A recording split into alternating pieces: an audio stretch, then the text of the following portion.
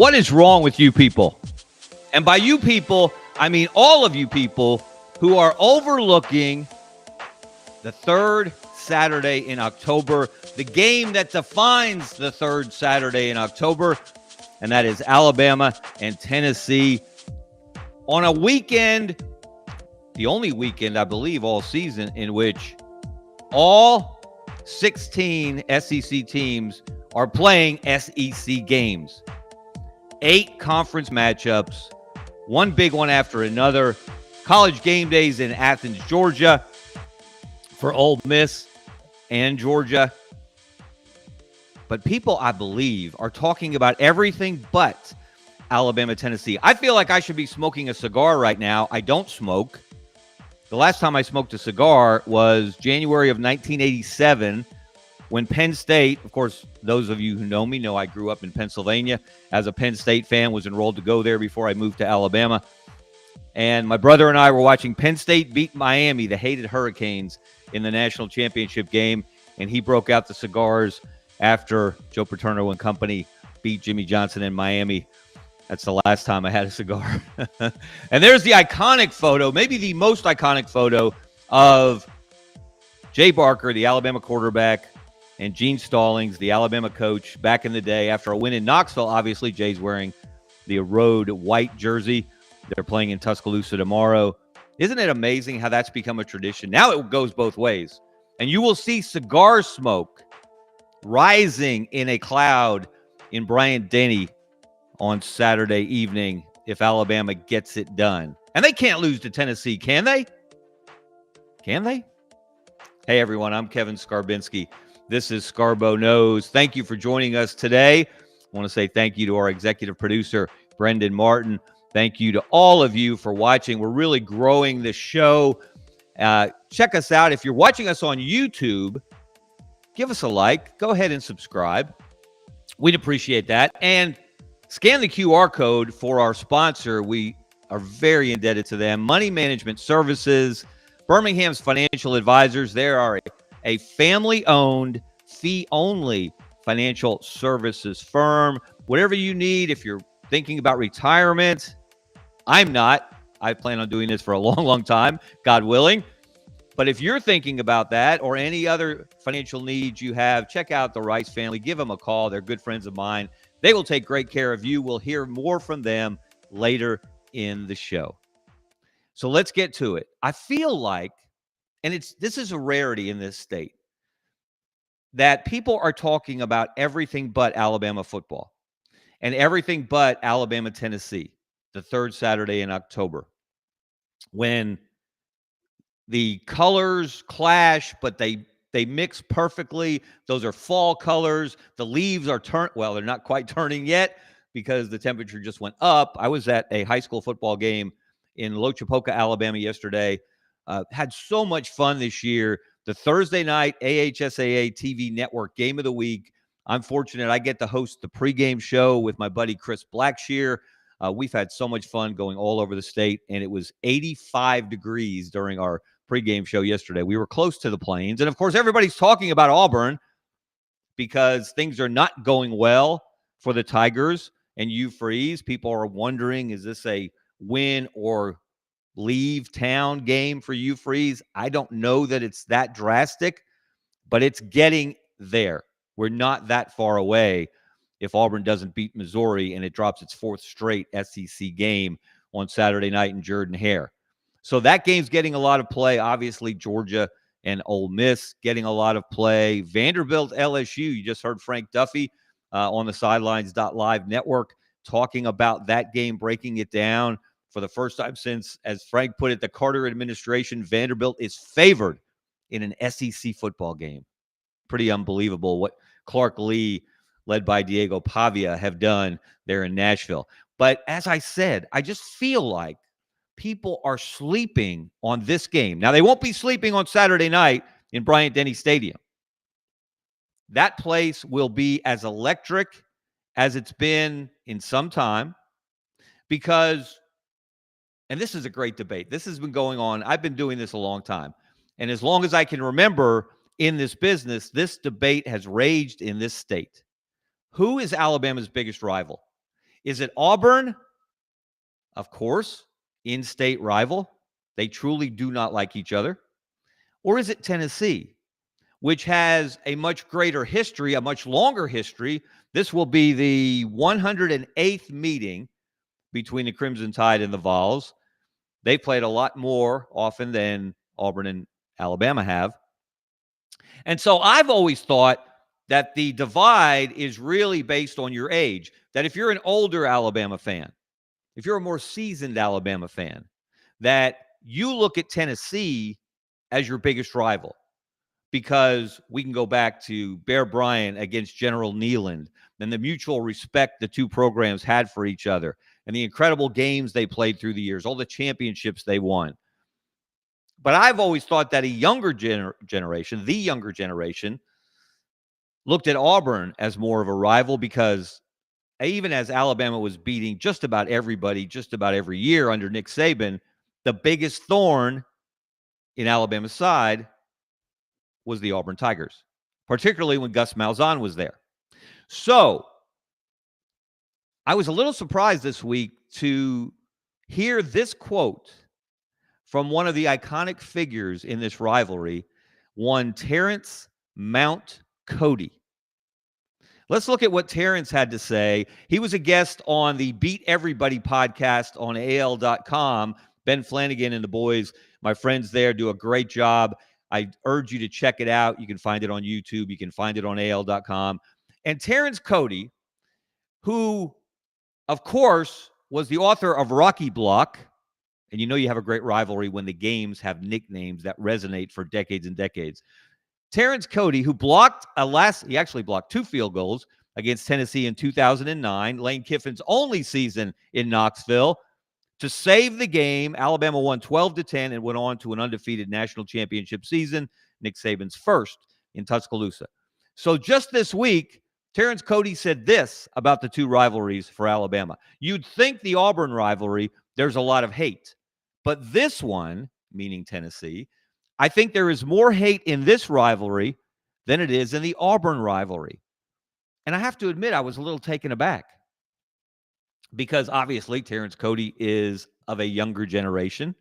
He played in both games.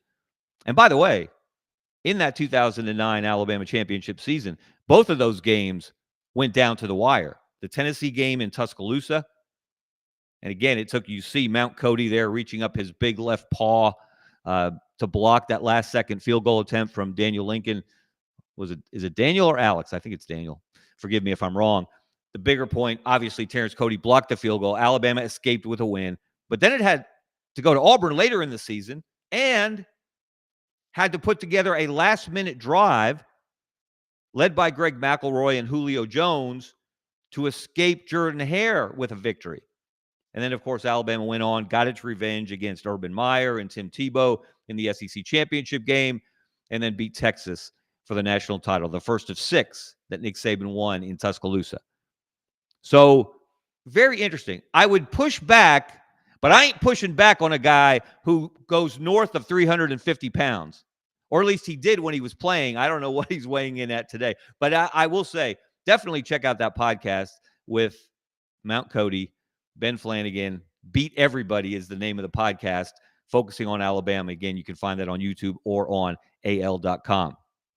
Now, this has been a weird series, obviously. Those of you who follow it, Alabama fans, you know. Tennessee fans, you know it. It tends to be very, very streaky. Nick Saban didn't lose to Tennessee until his next to last game against Tennessee in his 17 years at Alabama. There have been years when Tennessee would, or decades, or periods, I should say, when Tennessee would run off a number of wins in a row. Alabama would do the same. But it's become a back and forth kind of thing since Josh Heupel got to Tennessee. In fact, Heupel is 2-2 against Alabama, and he's won 2 of the last 3, both of those in Knoxville. So does home field advantage matter? There was a time in this series when it didn't, but it's starting to look that way. Do you remember the last time that Tennessee won in Bryant-Denny Stadium in Tuscaloosa? You have to go back a ways. Where were you in 2003, the last time it happened? And let's look at that. There's an iconic image, one of many from this series. That game was tied 20-20 at the end of regulation. It was Mike Shula's first year as a head coach at Alabama. And this was kind of the story of his tenure. Even when they came close, even when they did good things, even when they competed their asses off, they just came up short. And as I said, that game was tied at the end of regulation, 20-20. It ended up Tennessee 51, Alabama 43 in 5 overtimes. And in the course of that game, there you see the picture, Wesley Britt. And little did we know at the time that Wesley would grow up, well, it's hard to grow much bigger than the offensive tackle that Wesley was, all SEC player, went on to play in the NFL, that he would grow up, so to speak, to become the husband of a United States senator from the state of Alabama. That, of course, is Katie Britt. Had an interesting time visiting with Wesley a few weeks ago on our game of the week in high school, his alma mater, Coleman High School at Hartselle. That's a big rivalry in high school football in the state of Alabama. But there you see Wesley with his left fist raised. He's on a cart. He's being wheeled off the field because he broke his leg in that 2003 Alabama-Tennessee game. It was so severe, the injury. One of his teammates, Shaud Williams, the fantastic running back, got sick physically, nauseated. He heard his leg snap. And as Wesley was being wheeled off the field, he raised his left fist, started pumping it, started waving it, and the fans responded with an impromptu Roll Tide. And again, when you love college football, when you love rivalries like this, it gives you chills to remember moments like that. As Wesley tried to inspire, he's in pain. He's got a broken leg. He's been through so much. He's been through a losing season, coaching change at Alabama, and he can't finish the game. He can't finish the season. But that one will stick in the memory of Alabama fans and Tennessee fans for a long time. Now, that is a long time to go in between victories for Tennessee in Tuscaloosa. But there have been some close calls. It's not like Alabama, even under Nick Saban, just rolled up the Vols like a Cuban cigar and smoked them every time they walked in through the gates. Go back to, again, 2009, Rocky Block, 12-10. Terrence Cody had to block 2 field goals in the fourth quarter, including on the final play of the game. Go back to, and this one resonates, 2015. Alabama's already got a conference loss to Ole Miss, and they have to stay perfect from there to get into the playoff, the 14 playoff, which was in its second year at the time. And Tennessee came to town and gave Alabama everything it wanted and then some. And Jake Coker, one of the most underappreciated players in Alabama history, had to lead a fourth quarter drive to beat Tennessee and really spark Alabama on its road to another national championship.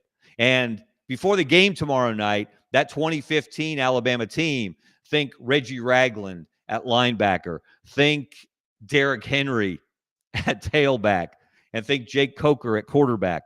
Those guys are going to be honored before the game tomorrow night in Tuscaloosa. Is there a little magic there, a little mojo maybe, if this game is close, which I think most people expect it to be?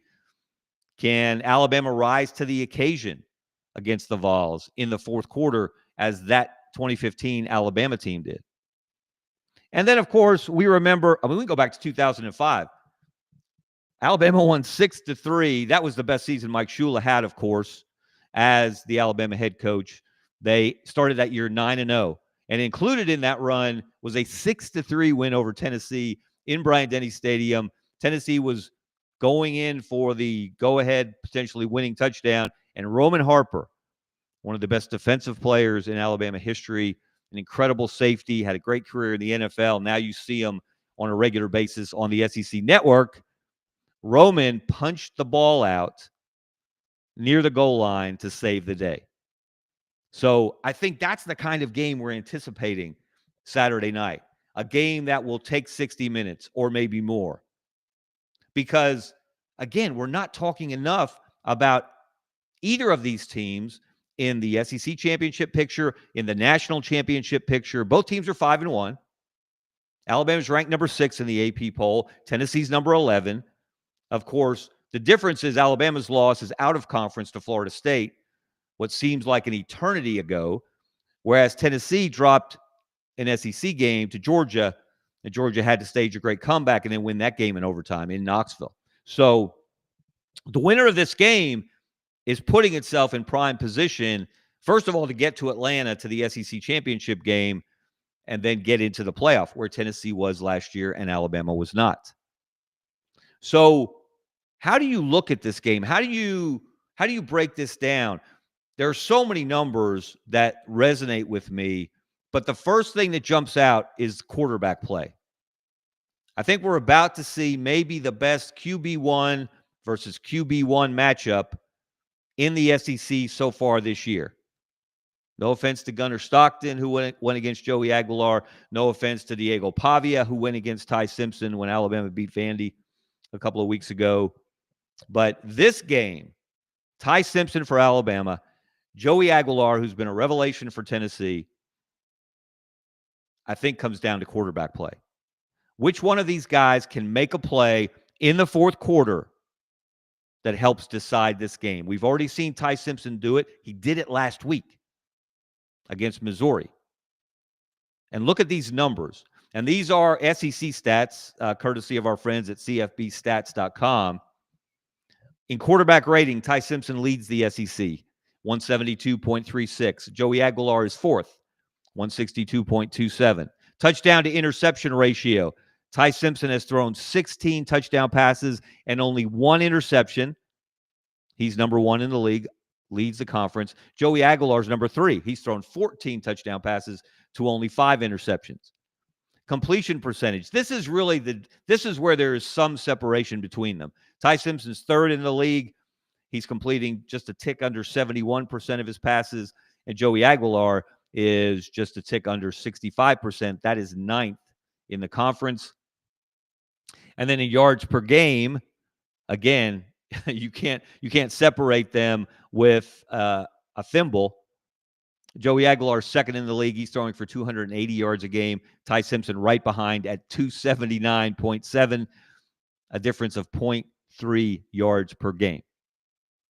So there are some other numbers, though, and this is where I think it gets a little scary for Alabama. When you start looking at this, the Alabama offense has not been great. And I had to write these down. Alabama's 6th in the league in scoring, about 35 points a game. But if you look at just SEC games, Alabama's averaging 27 points a game. Alabama has not scored more than 30 points in its 3 SEC games. And, of course, that was courtesy of a late touchdown against Vanderbilt when they stretched it to a 2-score lead after it was a 1-score game for about 55 minutes. Meanwhile, Tennessee, which leads the conference in scoring at 48 points a game, if you just pull out the SEC games, Tennessee's still scoring just about 39 points a game, or 12 more points per game than Alabama in conference. And Tennessee has not scored fewer than 34 points in a conference game. And the difference is Tennessee's more balanced. Tennessee can run the ball, and Tennessee can throw the ball. Alabama has skewed heavily towards the passing game. And it's a controlled passing game. It's really been interesting to watch how Ryan Grubb and Kalen DeBoer have put together this plan week by week. And their time of possession has been outstanding, but they're not doing it by leaning on the running game. And we don't know if they'll be able to lean on the running game on Saturday night because we don't know, A, if Jam Miller is going to play after that concussion he sustained last week at Missouri, and B, if he does play, how healthy will he be? How many snaps can he go? And Jam Miller's return to the Alabama lineup after missing the first 3 games with a dislocated collarbone that he suffered in the preseason has been a marked difference. It's not, he's not Derrick Henry. He's not going to carry 35, 40 times for 200-plus yards, but he's going to gain the hard yards. He's also going to catch balls out of the backfield.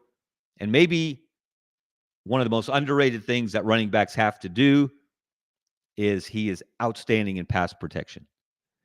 So if he can't go, that's a concern because Alabama's pass protection has been a weak spot for that offensive line, especially at right tackle. We may see a position change there on Saturday. So can Tennessee get home? Can they affect Ty Simpson? Every quarterback is much better when they're not pressured. Ty Simpson has been better than most when he has been pressured. But that is one of the big keys to this game. Can Alabama keep Ty Simpson upright and give him time to throw? And if they can, Tennessee's got issues because Tennessee's pass defense is 16th and last in the SEC. They're giving up an average of 258 passing yards a game. You want to talk about styles make fights, horses for courses? While Tennessee has the worst pass defense in the SEC, Alabama has the second best passing offense. They're throwing for, third best passing offense. Tennessee's first. Alabama's throwing for 304 yards a game through the air. That's a bad matchup for Tennessee. So Alabama's ability to control the ball, bleed the clock with that controlled passing game, and then hit a deep ball every once in a while, gives them a distinct advantage in this game. And as we saw last week with Ty Simpson, and I'm glad that people around the country now have opened their eyes and they've seen the light and they've understood that Ty Simpson is playing as well, stop me if you've heard this, as any quarterback in the country. It's just flat true. And if he's in the Heisman conversation when we get to late November, early December, that throw he made on fourth down in the fourth quarter against Missouri, you couldn't have walked and dropped the ball into Latsir Brooks' hands any more perfectly when he absolutely had to have it. Because you got to wonder if he doesn't make that throw, if that pass gets broken up, if it's a little off target, and Missouri takes over on downs, what might have happened? But it didn't happen because Ty Simpson made an elite NFL-type throw with the most pressure he's probably faced on a single play all season. It's certainly on the short list. So at this point in the season, after 6 games, that's not an anomaly. That's who Ty Simpson is. And that's what Ryan Grubb and Kalen DeBoer have recognized, and that's why they've leaned on him the way they have. So can he continue that? Why wouldn't he against the worst pass defense in the SEC? Can Tennessee, though, control the ball with their more balanced attack, with their ability to run and throw the ball? Time of possession is going to be fascinating to watch in this game. Turnovers are going to be fascinating to watch in this game because I don't think there's much separation between these teams. There really isn't. And again, you look back over the last 4 games, they've each won 2. Even when Alabama, in Nick Saban's last game on the 3rd Saturday in October, got one last victory over the Vols, ended up 34-20 in Bryant-Denny 2 years ago. But if you remember, Tennessee came out on fire and hit Alabama in the mouth early. Alabama responded. The crowd picked them up, and they ended up winning by 2 touchdowns. But that final score distorted how difficult that game was for Alabama. This game should be no different. So while College Game Day and that spotlight is on Georgia and Ole Miss, while other people are focusing on Vanderbilt and LSU, while the U Freeze Watch will continue on Saturday night as Missouri rolls into Jordan-Hare Stadium. I wonder if it'll be the last time Eli Drinkwitz coaches in Jordan-Hare Stadium. Food for thought. Eli's going to be a very, very, very popular call for ADs and search firms looking for new coaches at the end of this year. He's done a really, really good job at Missouri. And, of course, he has an Auburn connection. Because usually connections help you get a head coaching job, especially at Auburn. Brian Harsin was the outlier, and after the way that crashed and burned, you will probably never see that again in your lifetime or my lifetime, where Auburn goes outside the box, outside the building, outside its mind, and hires someone who has no clue what it means to win SEC football games, or more particularly, what it means to recruit in the SEC. So, Eli Drinkwitz, is this an audition? Last time he was in Jordan-Hare Stadium, he did everything but beat Auburn when Harsin was there. I think it was may have been Harsin's last win at Auburn. And Missouri just gave the game to the Tigers on a platter. And they didn't accept it at first. They finally did. I have a feeling, how could you not lean Missouri?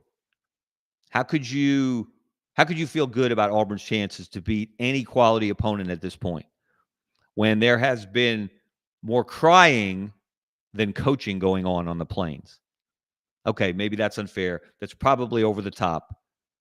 But there's been far too much focus on officiating and bad breaks, and far too little attention paid to dealing with the adversity that you didn't create, but you were hit with.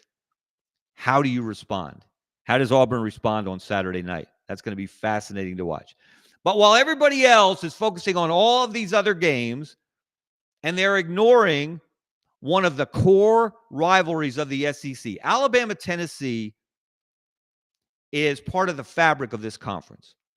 And kudos, and really they couldn't have gone any other way, but kudos to the SEC for keeping this as one of Alabama's 3 permanent rivals and one of Tennessee's 3 permanent rivals. And we have to use the word permanent in asterisk, or put an asterisk after the word permanent, because they're going to revisit these 3 permanent opponents every 4 years under this new 9-game conference schedule. But I would venture to say the SEC will cease to exist before Alabama and Tennessee don't play football every single year. So what's going to happen Saturday night? Who's going to win this game? What iconic play is going to take place, whether it's Wesley Britt, an Alabama player, not Wesley Britt, he's not playing. I guess Wesley will probably be there, but an Alabama player, a beloved Alabama player, an all-time great Alabama player gets hurt, gets carted off. We certainly don't want to see that for either team. And then fires up the crowd with a raised fist. Is it going to be Roman Harper or someone like him punching out the ball from a Tennessee player as they're going in to score the go-ahead touchdown in the fourth quarter? Is it going to be someone like Terrence Cody blocking a field goal at the last second to preserve a 2-point Alabama win? Or is Joey Aguilar going to shock the world and make a play, make a throw at the last to beat Alabama for the first time since Tennessee did it in 2003? Let's look at the prediction.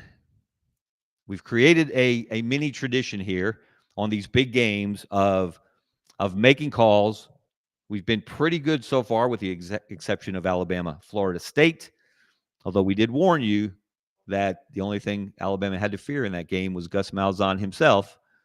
That came a little too true for the Crimson Tide. But in this one, I think Alabama will score more points than it scored in an SEC game to date this season. I think Tennessee will score points as well. If this game is more than a one-score game at the final buzzer or final horn, it'll be because someone scored a late touchdown or tacked on a late touchdown, perhaps in a bizarre way. These teams are very evenly matched. But again, there's that significant difference between Alabama's passing offense, one of the best in the league, Tennessee's passing defense, one of the worst in the league statistically. And I still say, I've been saying this for weeks, Ty Simpson in any quarterback matchup that Alabama will face the rest of the way, starting tomorrow, give me Ty Simpson. That's not an insult to Joey Aguilar. He's had a fantastic season. He has probably done a lot more than a lot of Tennessee fans thought he could do or would do when they basically traded with UCLA and Nico Iamaleava went to the West Coast and Joey Aguilar came from UCLA to Knoxville. But I got a feeling it's a lean. I'm expecting another classic. I'm expecting a game that someone will make a painting of afterwards, that will have a nickname that we'll remember 40 years from now. And that at the end of the night, and it is a night game, and night games are different animals in Tuscaloosa. The Alabama crowd doesn't, they don't get on those lists of the most intimidating home environments like Death Valley or Jordan-Hare after dark, which, by the way, Hugh Freeze is 9-9 in home games at Auburn. Who can we put to bed the idea that Jordan-Hare is this overwhelming, intimidating atmosphere? Unless you're Alabama, where the Crimson Tide has to go at the end of the regular season. Auburn's home field advantage has vanished under Hugh Freeze. So Alabama doesn't get that credit. Their crowd is a bit blasé because they're so used to seeing winning football teams and blowout victories. So they haven't always brought it. But as they've, like everyone else, they've added the laser lights, the sounds, the extra showbiz theatricality. I'm never going to say that word again. They just made it a more intense environment, especially after dark. So sometime late in the evening on Saturday, before the storms hit, a cloud is going to arise over Bryant-Denny Stadium. It will be a familiar cloud. You'll smell it before you see it. It will be a cloud of cigar smoke, because the phrase "smoke 'em if you got 'em" doesn't really apply, because somehow, some way, cigars by the hundreds, maybe by the thousands, will make their way into Bryant-Denny Stadium, and everyone will light up as Alabama finds a way and beats Tennessee 35-31. At least we hope it's that kind of dramatic ending, that kind of iconic game. It's what we've come to expect from the third Saturday in October. And all these other SEC games that are happening on Saturday, we're going to see some great ones. But there's only one game. There's only one rivalry that has a nickname based on its place on the calendar. The third Saturday in October. Alabama, Tennessee. I can't wait. All right, everyone. That's going to do it for us today on Scarbo Knows. I'm Kevin Scarbinsky. Thank you so much for watching. And like I said, if you're watching on YouTube, please subscribe. It helps us out. Give us a like. Don't cost nothing. Thank you to Brendan Martin, the executive producer on the Sidelines Live Network. And a special thank you to our sponsor, Money Management Services. Scan the QR code. Give them a call. You'll be glad you did. All right. Thank you, everyone. That's all for me. Have a great weekend. See you.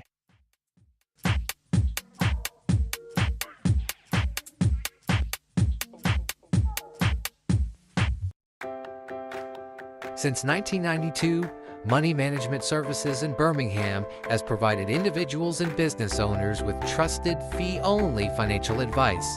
We're more than advisors, we're your financial family. From retirement planning to tax strategies and estate planning, our team builds personalized wealth management plans tailored to your life. At Money Management Services, we treat you like family, because when you walk through our doors, you become part of ours.